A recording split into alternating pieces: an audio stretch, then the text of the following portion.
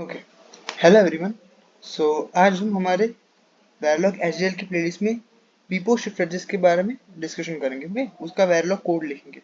सो पीपो shift register simple ही होगा कि नाम से आपको पता चल रहा है पीपो पैरेलल इन पैरेलल आउट।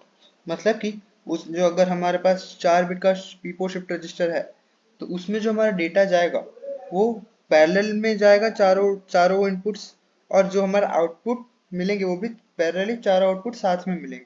मतलब कि हम जो चार डेटा डाल रहे हैं वो भी साथ में जाएंगे और जो हमारे आउटपुट मिल रहे हैं चार वो भी हमें साथ में मिलेंगे। मतलब कि जैसे कि हमने पहले हमने चारों डेटा डाल दिए हैं, ठीक है।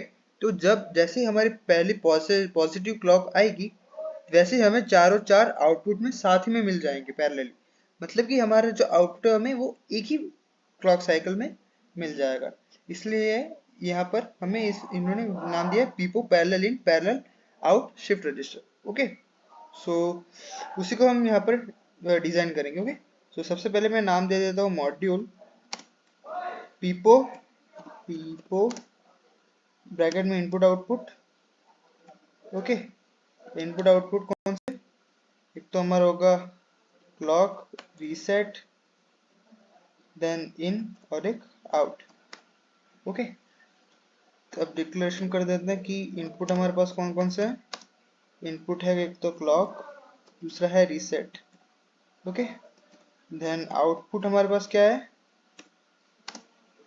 4 बिट का आउटपुट है हमारे पास, 3 down to 0 in,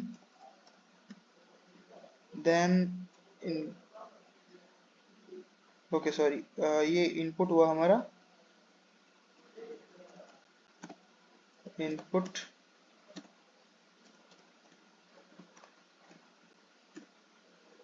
okay, and फिर हमारे पास आया अभी हमारा आउटपुट। अब पैरेलली हमें आउटपुट मिल रहा है, ठीक है, तो वो भी 4 बिट का होगा और उसको स्टोर करना तो मैं डायरेक्ट लिख देता हूँ 3 down to 0 out. Okay, now हम ऑलवेज ब्लॉक यूज करेंगे, ऑलवेज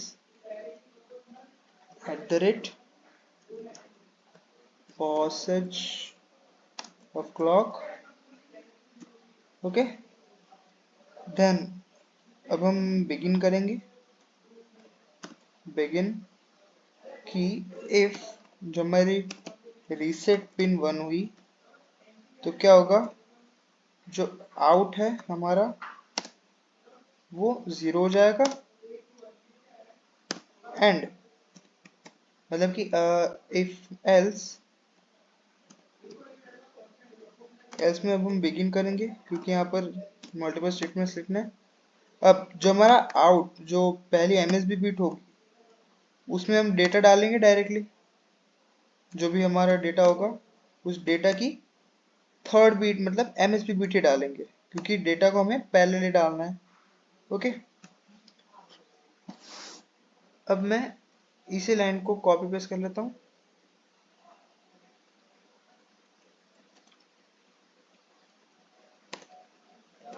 चार, ओके, अब मैं जो हमारा बिगिन है उसको एंड करूंगा और लास्ट में एंड मॉड्यूल।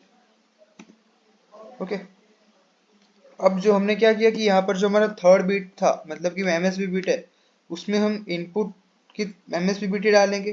फिर आउटपुट की जो सेकंड बिट है उसमें हम क्या डालेंगे, सेकंड बिट। फिर आउटपुट की जो फर्स्ट बिट है उसमें फर्स्ट बिट, और जो एलएसबी बिट है उसमें हम एलएसबी बिट डालेंगे इनपुट की।